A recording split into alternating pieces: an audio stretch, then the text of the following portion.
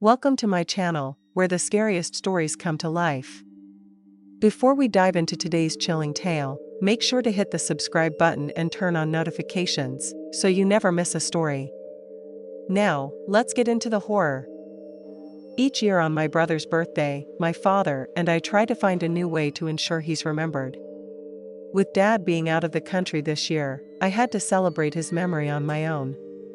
So, I decided to write down my brother's life story and share it with others. Brian was always a little different from the other kids we grew up with. These days, I imagine a teacher might have labeled him as autistic and tried to iron the uniqueness out of him. But I want to be clear, he wasn't mentally disabled. In fact, it was quite the opposite. He was so smart that by middle school, he'd earned the nickname the Brain. His intelligence made him popular and a top student. He even graduated a whole year early. College was much of the same until his junior year. That's when things started to change.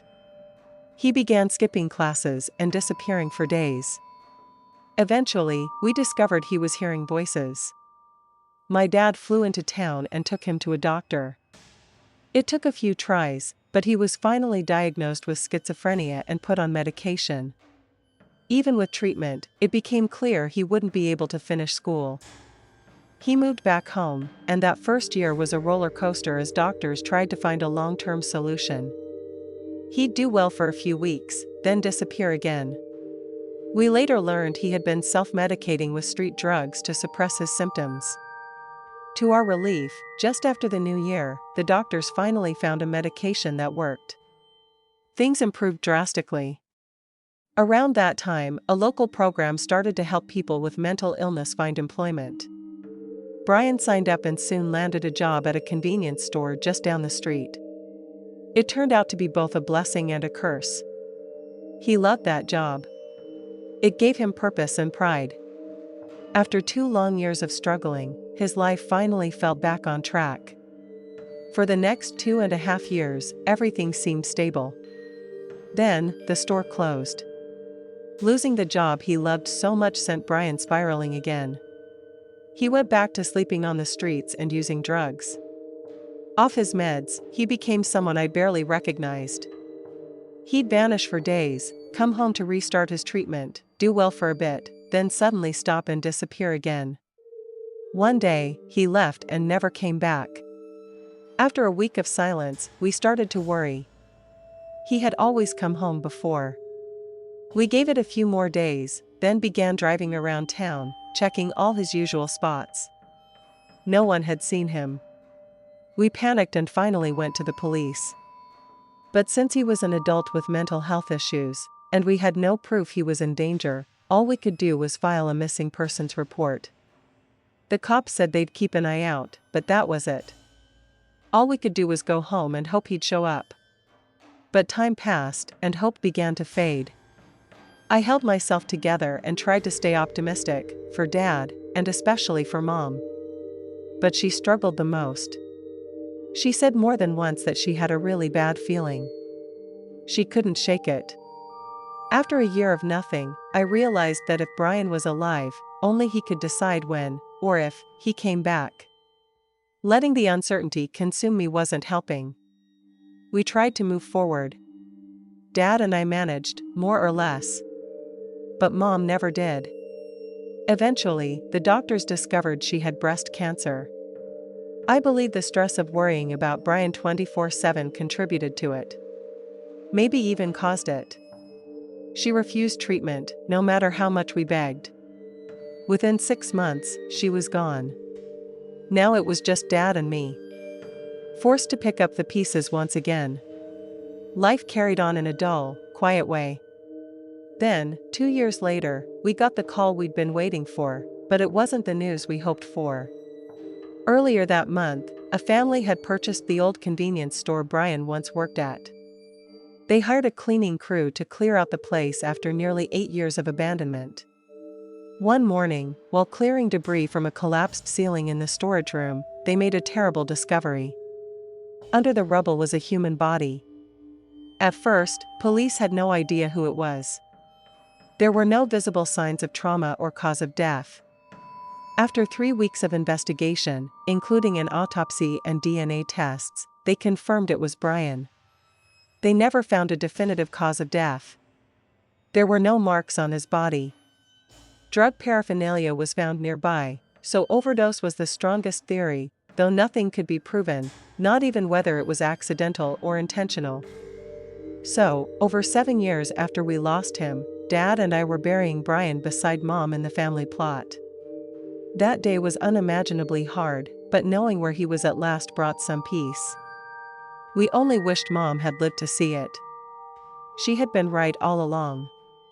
Brian had been dead the entire time, just a few blocks from home, in the only place left that brought him peace and a sense of normalcy.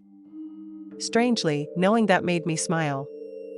Now, each year on this day, I take the time to remember him and his too short life. It's one of the few things that still brings me any joy. Hopefully next year, Dad will be back, and we can honor Brian together. It may be my last chance to do so. The same disease that took my mom has apparently chosen me as its next victim. If I'm gone by then, and Dad's still working, please do me one favor, share this story again. Brian was a beautiful soul. Despite his struggles, he was loved by everyone who met him. At the very least, he deserves to be remembered. My mother was stationed at Kadena Air Force Base around the late 2010s. Being a military child at the age of 12, my life had just been reset, again. I didn't have any friends, and I had to learn a whole new neighborhood. Nothing really made me excited. Except the Pokemon League on base. It was run by a few people who had earned their official judge cards from Nintendo.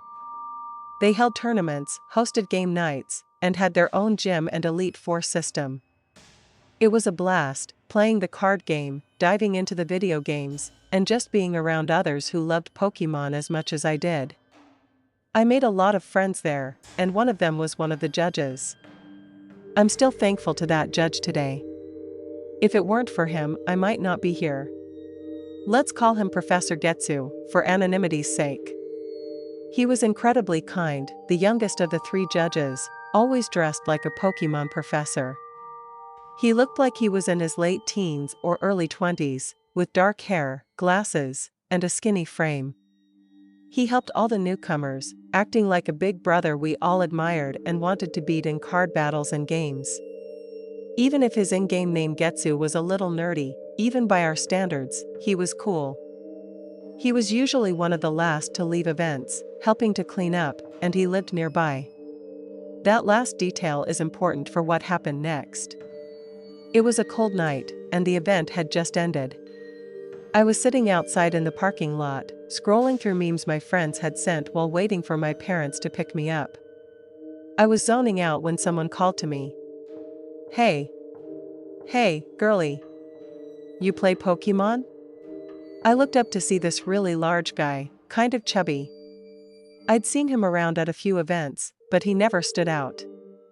I gave a small nod and said, "Yeah, I do." He smiled. Way too wide. Creepy wide. He started walking toward me, and I was hit by the strongest stench, probably bad body odor. I blinked, confused, as I saw he was walking from a black sedan with the back doors open. I've got this cool card collection. Come here, let me show you. My parents had taught me all about stranger danger, but my kid brain thought, he goes to the same events. I've seen him before. He must be fine. That was until he grabbed my wrist. Firmly. He yanked me to my feet and started dragging me toward the car. To say I started screaming immediately is an understatement. Old Stinky Pete, as I later called him, didn't care. He kept dragging me and rambling about cards, like he was trying to make it sound like I was just being whiny. I was terrified. I thought that was it, that I was going to be taken, that I'd never see my mom or dad again.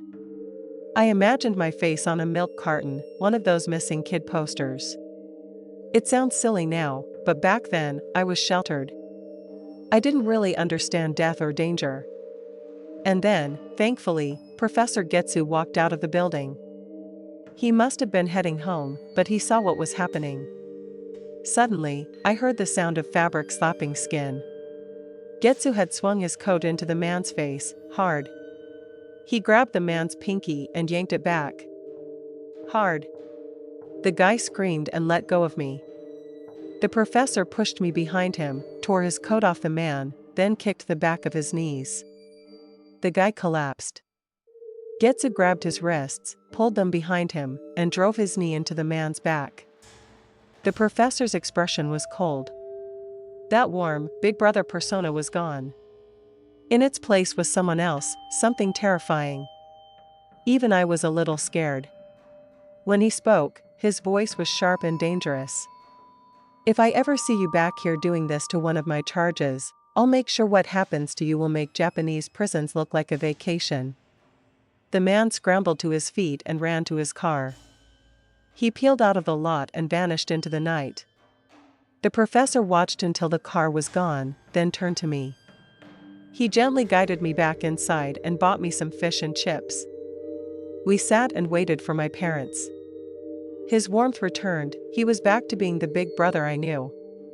But I couldn't help feeling a little shaken by how quickly he had changed.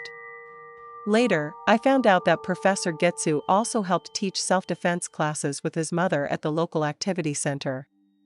It made sense why he'd been so prepared, why he'd acted so fiercely. He had a protective instinct. When my parents arrived, he calmly explained everything to them. I wasn't allowed to go to events as often after that, but I still attended from time to time. The professor was always the same, kind, helpful, patient. About a year later, he stopped showing up. His judging license had expired, and his father was moving out of the country.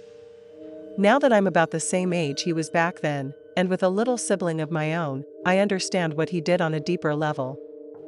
For a brief moment, he became something terrifying, just to protect me. As for Stinky Pete? He never came back. Maybe he was banned. Maybe he was just too afraid to ever show his face again. I'll never forget what Professor Getsu did for me. I wish him a good life, wherever he is. I hope he's still helping people, still protecting those who need it most. This happened nearly 30 years ago, and even now, I haven't fully come to terms with it. I'm 38 today, but I was around 9 years old when it happened. It remains the scariest and worst thing that has ever happened to me. It was a Saturday, and my mom, my older brother, and I were out shopping for school supplies at Kmart. My brother was about 15 at the time. My mom had some items on layaway and needed to make a payment that day. When we arrived, the line at the layaway counter was long, and she knew she couldn't come back later. While we waited, my brother and I got restless. He asked our mom if he could take me to look at the toys, and she agreed. But as soon as we got there, he spotted a group of girls nearby and lost interest in hanging out with me. I wasn't interested in girls at that age, so he agreed to let me stay in the toy aisle while he went off to flirt. I was checking out some He-Man toys when a man came into the aisle. He was skulking, there's no better word for it. He kept looking at me, then turning back to pretend he was looking at the toys. I didn't think much of it at first. I figured he might be shopping for his own kids. But he kept creeping closer.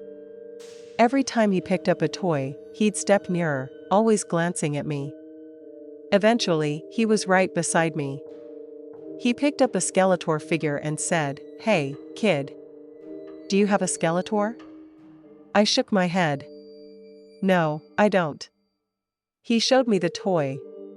"Want me to buy it for you?"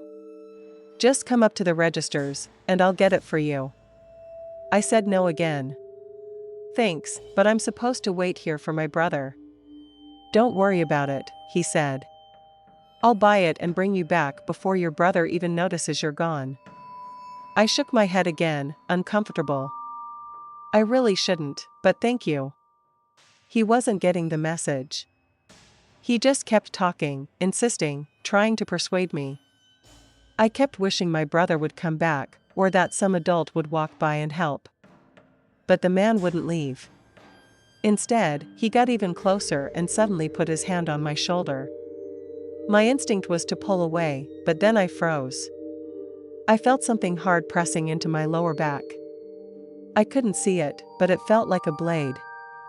He had concealed it under the sleeve of his jean jacket. "Well, you could have at least had a toy," he muttered. "Now you're coming with me. And if you make a sound, this knife goes in your neck." He started pushing me forward. My body went numb. I couldn't feel my hands or feet. I was terrified. I didn't run because I believed he would kill me if I did. I felt tears stinging my eyes, and when I started to cry, he leaned in. "You better hold those tears in, or you're going to be in some real pain," he hissed. To prove his point, he pressed the blade harder into my back. I didn't think I was going to die right there, but I was sure he was going to take me away, and I'd never see my family again. I didn't know what he planned to do to me, but I was certain it would end in my death. The fear was so intense that I couldn't stop crying, even though I knew it could make things worse. Then, out of nowhere, I was slammed to the floor. I thought he'd hurt me. I thought I'd been stabbed. I was bawling in pain and panic. But through the tears, I saw my brother. He had tackled the man to the ground and was on top of him, beating his face in with a fury I had never seen. He didn't stop until 2 security guards ran over and pulled him off the guy. He shouted that the man had tried to kidnap me, and thankfully, they listened. The 3 of us, the creep, my brother, and I, were taken to the back office. Security paged my mom. She showed up furious and panicked. The man was arrested, and later, he was convicted. My brother probably saved my life that day. Yeah, he got in trouble for leaving me alone in the first place, and my mom was pissed at him. I guess I should have been angry too. But all I felt was gratitude. He came back. He stopped him. He saved me. Thanks for sticking around till the end. If you enjoyed the story, don't forget to give the video a like and leave a comment with your thoughts. And if you haven't already, hit that subscribe button and turn on notifications so you never miss a terrifying tale. See you in the next one.